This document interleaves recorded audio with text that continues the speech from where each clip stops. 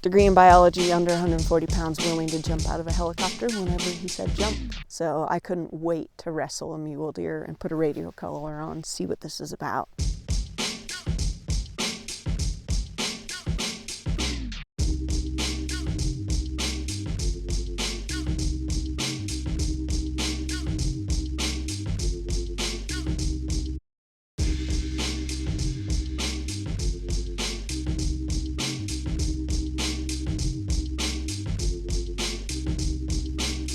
I've got a condition. I'm an eternal optimist, so I don't actually think about hurdles as much.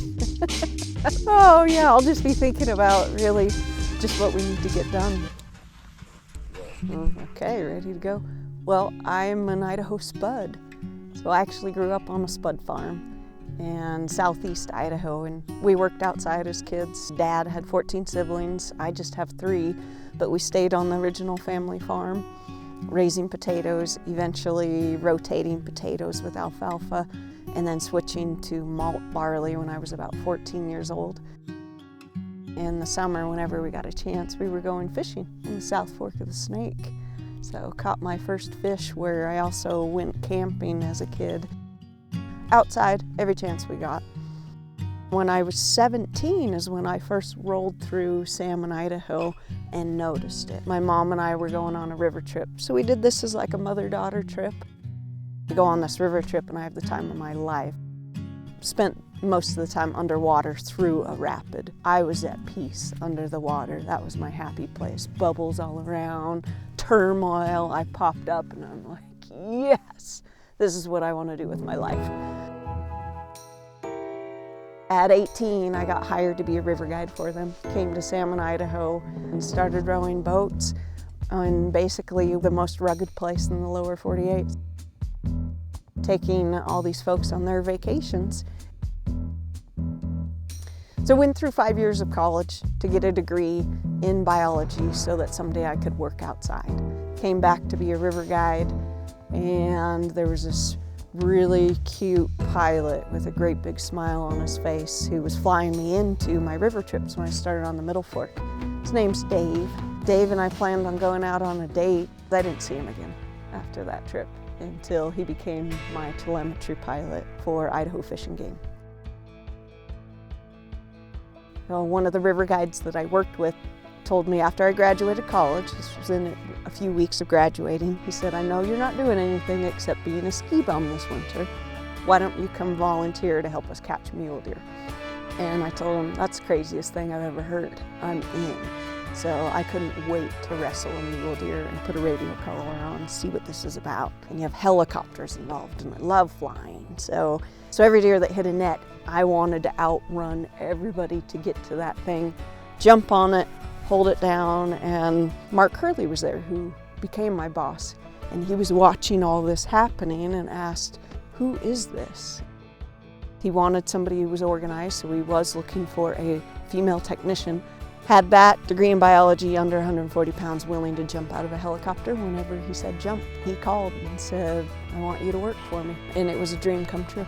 So this was basically my chance to do what I knew how to do, what was passionate in our family, but do it on the landscape. So I'm now a farmer on the mountain.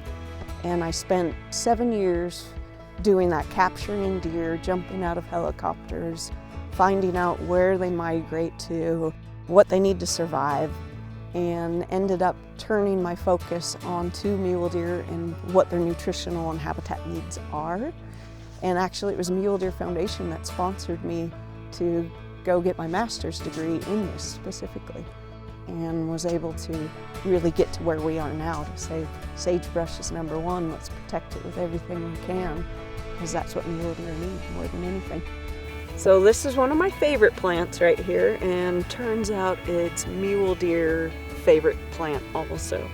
So looking at a diet study on mule deer to figure out what's the most important plant if you're going to go back and restore a site. What came out as the top plant in a doe's diet who's lactating, so highest nutritional demand. She's the one making the babies and putting more deer out here for us to go hunting for. And it turns out sagebrush, number one by far. So we even had some deer out here in this part of the world, so central Idaho, that 90% of their diet in June, so this is when there's other things growing on the landscape, 90% was still sagebrush. So that means that this is basically the most important plant out there if you want to maintain mule deer on the landscape in the West. Everything I've done here has involved getting up in the air. It's to go to the river, it's to fly for animals, it's to count animals, it's to capture animals, it's to spray cheatgrass with a helicopter. These two worlds are very much connected. And to pull off your job, you need that aerial component. And so when I married my husband, we became a super couple. I'm the wildlife biologist, he's the pilot. I get paid for what I'm doing with my job. He's a volunteer. So I rope him into these projects all the time because I need to go see them from the air. He loves what he does. He loves to be able to help me get my job done. He always hopes if I get it done sooner, I can come home and take care of what needs taken care of at home too. He's also an engineer. He's also a welder. So when I need to fabricate a design that's going to be appealing to a landowner, he's the first person I go to and say, I'm thinking of building it this way. And he'll say, that's not going to work. I think it'd be better this way, and then he's hooked. And then he wants to see it through. And then we get these great projects. I have 2 kids. Reese is the oldest, she's 10, and Dawson is 7. Our kids are 2 years, 8 months apart. And our son is named after my husband's dad. He was a pilot also. And he was flying home from work, stopped on a river bank where he had stopped before, and he was never seen again. Dawson is born, and he's born with Dave's dad's ears. These great big ears, man ears, these great big man hands and great big feet. Cut. They're like the same little person, so it brings back all these memories for my husband of his dad and flying. And now Dawson is planning, of course, to be a pilot too. So this family heritage is traveling through everybody. And my most proud moments, it was one after I sent my kids out to plant bitterbrush for the day with a bunch of volunteers. And they worked till 7 o'clock that night. We started, I think, at 9 in the morning. And then on the way home that night, and my little guy in the back, in a sleepy voice, he says, Mom, can we come and plant bitterbrush again tomorrow? Before I can even answer, he was asleep.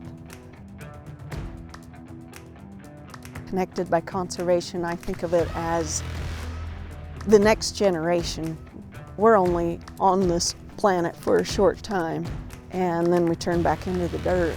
I'm thinking about it for my kids and other people's kids and the next generation. And it's truly connected when you can get that next generation interested and they get their hands in the dirt, and then they take pride in doing some of the work and they recognize it.